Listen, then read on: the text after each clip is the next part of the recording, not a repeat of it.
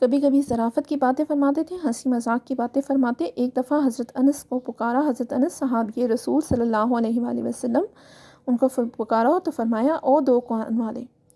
اب کہتے ہیں دو کان تو ہر ایک کے ہوتے ہیں، تو حضور صلی اللہ علیہ وسلم نے حضرت انس کو کہا کہ او دو کان والے، تو کہتے ہیں اس میں ایک نقطہ یہ بھی تھا، ایک پہلو یہ بھی تھا ان کو دو کان والے کہہ کر پکارنے کا، کہ حضرت انس رضی اللہ تعالیٰ عنہ نہایت اطاعت شعار تھے، فرما بردار تھے، اطاعت شعار فرما بردار تھے، ٹھیک ہے۔ تو اس لیے ان کو کہا کیونکہ وہ حضرت محمد صلی اللہ علیہ وآلہ وسلم کی ہر بات یا ہر ارشاد پر کان لگائے رکھتے تھے اور اسے یاد کرتے تھے، اور ہر وقت رسول پاک صلی اللہ علیہ وسلم کے ارشاد پر کان لگائے رکھتے، مطلب جو حکم وہ جاری کرتے تھے، جو بات وہ فرماتے تھے اس پر ان کو فوراً کان لگائے رکھتے تھے اور اس کو یاد کر لیتے تھے۔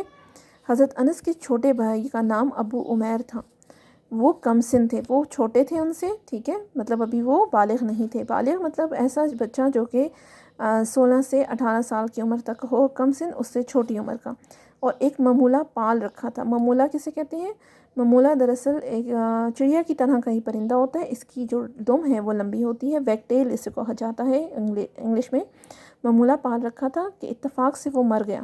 ابو عمیر کو بہت رنج ہوا، بہت دکھ ہوا ابو عمیر کو، ظاہری بات انہوں نے پالا ہوا تھا، اور بچے تو ویسے بھی اگر چوزے وغیرہ بھی پال لیں تو اس کے ساتھ ان کی اچھی خاصی اٹیچمنٹ ہو جاتی ہے، تو کہتے ہیں اتفاق سے وہ مر گیا۔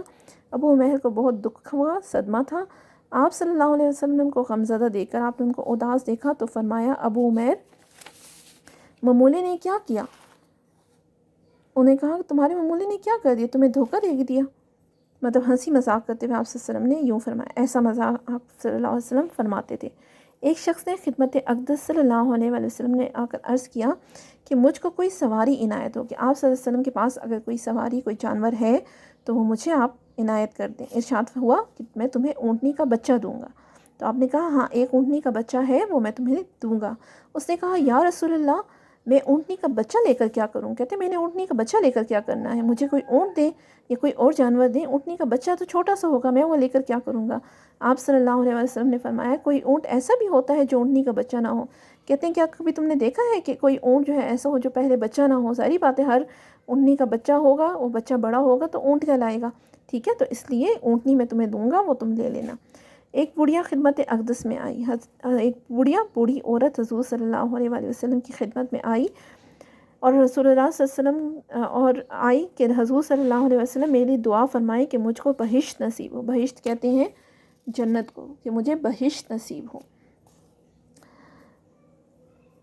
آپ صلی اللہ علیہ وسلم نے فرمایا بوڑھیاں بہشت میں نہ جائیں گی۔ آپ صلی اللہ علیہ وسلم نے اسے کہا کہ بوڑھی عورتیں تو کسی صورت بہشت میں نہ جائیں گی۔ اس کو بہت صدمہ ہوا، کہتے ہیں وہ بہت زیادہ جو ہے غمزدہ ہو گئی، اس کو دکھ ہوا کہ میں کیوں نہیں جاؤں گی جنت میں، اور روتی ہوئی واپس چلی، اور وہ یوں روتی ہوئی وہاں سے زاروں کے تار روتی ہوئی وہاں سے واپس چلی گئی کہ مطلب بوڑھی عورت ہوں اور میں نہیں جا سکتی جنت میں۔ آپ صلی اللہ علیہ وسلم نے صحابہ سے فرمایا، تو جو صحابہ اس وقت موجود تھے آپ نے ان سے فرمایا کہ اسے کہہ دو جاؤ اور جا کر اسے کہو کہ بوڑھیاں جنت میں جائیں گی لیکن جوان ہو کر جائیں گی، کہ مرنے کے بعد جب وہ زندہ ہوں گی تو وہ جوان ہو جائیں گی اور وہ جوان ہو کر وہاں جنت میں جائیں گی۔ تو مطلب آپ نے اس طرح کا مذاق کیا تھا ان کو، اس چیز کی طرف ان کی تھوڑا سا ان کو جو ہے وہ مزاح پیدا کرنے کے لیے، ظرافت کے لیے۔ ایک بدوی صحابی، بدو بتا دیا آپ کو، صحرا کا رہنے والا، خانہ بدوش، جن کا کوئی ٹھکانہ نہیں ہوتا، ٹھیک ہے۔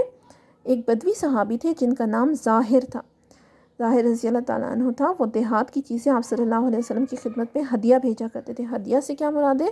ہدیہ کہتے ہیں تحفہ، وہ چیز جو تحفے میں دی جائے وہ ہدیہ کہلاتی ہے، ٹھیک ہے، ہدیہ بھیجا کرتے۔ ایک دفعہ وہ شہر میں آئے، مطلب وہ مکہ مکرمہ آئے ہوئے تھے، گاؤں سے جو چیزیں لائے تھے ان کو بازار میں فروخت کر رہے تھے، بیچ رہے تھے۔ اتفاقیہ طور پر، اتفاق سے آپ صلی اللہ علیہ وسلم ادھر سے گزرے، آپ وہیں بازار سے ہی گزر رہے تھے۔ ظاہر کے پیچھے جا کر آپ نے دیکھ لیا کہ یہاں پر ظاہر کھڑا ہے جو کہ ہدیتاً ان کو ہمیشہ دیہات سے کچھ نہ کچھ لا کر آپ کی خدمت میں پیش کرتا ہے، تو آپ نے جا کر ان کو گود میں دبا لیا، پیچھے سے ان کو آپ نے پکڑ لیا، گود میں دبا لیا۔ انہوں نے کہا کون ہے، چھوڑ دو۔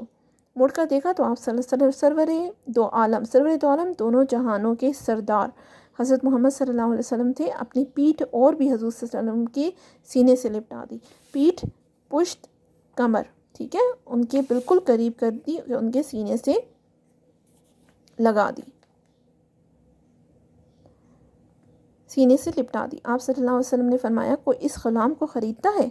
आपने बोली लगाई, आवाज़ लगाई, कोई इस ग़ुलाम को ख़रीदता है? बोले कि या रसूलल्लाह, मुझ जैसे ग़ुलाम को जो शख्स ख़रीदेगा नुकसान उठाएगा।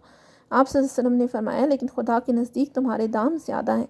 उसने कहा कि मैं तो एक खाना बदोश हूँ, मुझे तो जो शख्स ख़रीदेगा वो नुकसान उठाएगा, क्योंकि मैं तो पड़ाव डालने वाला हूँ, मैं तो एक जगह टिक कर रहने वाला नहीं हूँ, तो जो मुझे ख़रीदेगा वो नुकसान ही उठाएगा। आप सल्लल्लाहु अलैहि वसल्लम ने फरमाया, लेकिन खुदा के नज़दीक तुम्हारे दाम ज़्यादा हैं, कि मतलब तुम चाहे अरब के रहने वाले हो कि अरब के बाहर सहरा के रहने वाले हो, खाना बदोश हो, अल्लाह के नज़दीक तुम्हारे दाम मतलब कीमत, तुम्हारा मोल जो है वो बहुत ज़्यादा है, क्योंकि तुम उसके रसूल सल्लल्लाहु अलैहि वसल्लम की दिलो जान से कदर करते हो।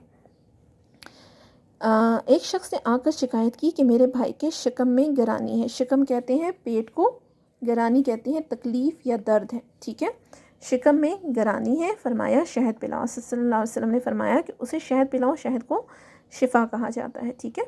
वो दोबारा आए कि शहद पिलाया, लेकिन शिकायत अब भी बाकी। कहते हैं दोबारा आके कहा कि मैंने तो भाई को शहद पिलाया है, लेकिन शिकायत अब भी वही है, अभी भी उसको पेट में वही दर्द हो रहा है। आप सल्लल्लाहु अलैहि वसल्लम ने फिर शहद पिलाने की हिदायत की। आप सल्लल्लाहु अलैहि वसल्लम ने उसे कहा कि अब दोबारा जाओ और जाकर फिर शहद पिलाओ उसे। सहबारा आए, सहबारा का मतलब है तीसरी मर्तबा आए और फिर वही जवाब मिला। चौथी बार आए तो फरमाया खुदा सच्चा है कि शहद में शिफा है। कहते हैं अल्लाह ताला का जो कौल है वो ये बिल्कुल सच्चा है कि शहद में शिफा है, ठीक है। कुरान मजीद में मौजूद है कि शहद जो है वो तमाम बीमारियों से शिफा है, शहद में शिफा है। लेकिन तुम्हारे भाई का पेट छूटा है, जाकर शहद पिलाओ। तुम्हारे भाई का पेट छूटा है मतलब इसमें बहुत ज़्यादा जो है वो फासिद मादा जमा हो चुका है, गंदा मवाद जमा हुआ है, इसलिए इसका जाकर दोबारा शहद पिलाओ। अब की बार पिलाया तो शिफा हो गई। मैदे में मैदा स्टमक, मैदे में फासिद मादा कहते हैं गंदा मवाद, ठीक है।